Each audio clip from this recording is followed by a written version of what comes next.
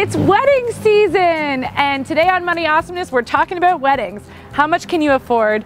How much should the ring cost? And who's paying for the big day? So before we get into the nitty-gritty of the wedding day budget, I just want to say that every bride and wedding is completely different. So what I'm talking about today is based on averages and generalities.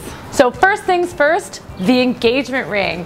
How much should it actually cost? You might have heard your grandparents or your parents telling you that your partner should be saving up 3 months of their gross pay for your ring. But this is a bit dated these days. What I usually see is a person saving up about 10% of their annual after-tax salary, which works out to roughly 2 months of your actual paychecks. So the second concern I usually hear about is who actually pays for the wedding. So brides don't really come with dowries and land anymore, so we really need to get creative. What I see a lot of happening these days is a three-way split between the groom's family, the bride's family, and the couple themselves, if that couple is lucky enough to have family help.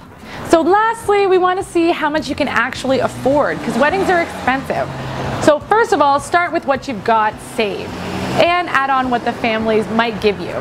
So let's take an example. This couple was lucky enough to have family help, about $4,000 from the groom's parents and $4,000 from the bride's parents, for a total of $8,000. Now let's say that they have $6,000 personally saved, but they're kind of worried that $14,000 is not going to be enough for their 150-person wedding. And unfortunately, they'd probably be right.